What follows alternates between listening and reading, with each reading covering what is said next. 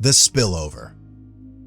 Performing at your best, being mentally present, calm and focused, and executing your plan doesn't just happen. It's not like a light switch that you can just flick on when the pressure hits.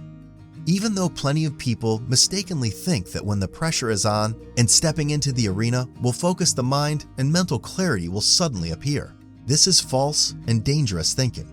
It is also very short-term thinking. It may be possible to do for short periods, but is unsustainable and mentally damaging in the long term.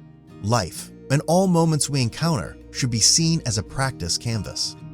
On a daily basis, there will be plenty of small to big things that will suddenly and unexpectedly appear that will give you the opportunity to practice and train your mind and how you respond to these situations in a healthy way. Can you work towards being more calm, relaxed, mindful, and present in the moment in your day-to-day interactions and experiences? What is your response to conflict? How are you reacting to unpredictable situations? Because if you choose and execute the correct response and become more aware of this, you will begin to develop a positive spillover into your performances. You will be more balanced, rational, and develop a greater perspective of things. You will avoid getting caught up too much in the details, becoming angry with obstacles in your way, having a victim mentality, and ultimately be able to recalibrate yourself in the moment to be able to make smarter and tactically better choices that lend themselves to high performance. The way of training the mind will begin to become sticky to other areas and domains. For example, letting go mentally of being caught up in traffic can help you let go of bad decisions by a referee in a match. Cultivating gratitude rather than being defensive for having a weakness highlighted to you in your training or work will allow you to become more robust later on when in a match or delivering on a large project. Leaning into a piece of hard study to practice focus will lead into being more focused in a future situation when the stakes may be higher. Dealing with rude, arrogant, and difficult people at work or in life will help you to become more forgiving and accepting of other flaws and not to judge, but rather learn to empathize with their weaknesses, as you were likely this once, and learn to work with the obstacle in front of you. It is worth remembering what the Stoics practice. We don't control what happens, but we control how we respond. This also comes into Buddhist teaching in the form of the parable of the two arrows. Pain is inevitable. Suffering is optional. Let me explain more. Often, we cannot avoid the first arrow. It comes at us when we least expect it. This will cause a rise in negative emotions, maybe even physical pain and suffering. But the question is, will the second arrow hurt us as much?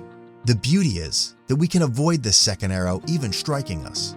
The second arrow is our doing. It is our choice. It is our reaction to the stimulus. It is our response. Will you be struck by the second arrow, or will you choose to develop an appropriate response to it? The Stoics also reflect that what you throw on the fire becomes the fire. For example, getting angry with a frustration that appears and then continuing to deal with this frustration with anger. All it does is fuels the flames of anger, or being negative about not getting that job interview you wanted and continuing to be negative towards the situation, or being upset by an unexpected bad result.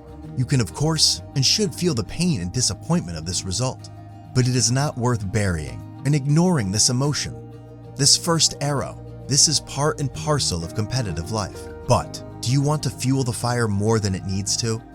Do you want to be struck by the second arrow? This is up to you. The more you can interact and punctuate your day with these mindfulness tools such as patience, letting go, acceptance, flow, gratitude, awareness, reframing, and positive self-talk, to name but a few. This will be a benefit when the pressure is on in other areas of your life. The spillover effect of training these behaviors in life will transfer across to your other endeavors.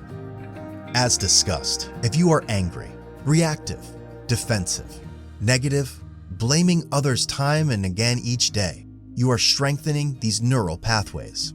If you practice judgment, you grow judgment. If you practice fear, you grow fear. If you practice selfishness, you grow selfishness. I think all would agree. These traits are not going to lend themselves positively to you performing at your best when the pressure is on. This is the negative side of the spillover effect, and worth really understanding. In closing, being mentally tough in one domain is not like a light switch you can simply flick on. True and sustainable mental toughness comes into and spills into all areas of life and interactions. It is arrogant thinking that we can operate and compartmentalize sustainably over the long term with mental strength in a pressure setting when we are not practicing these skills, habits, and behaviors in other domains and areas of our lives.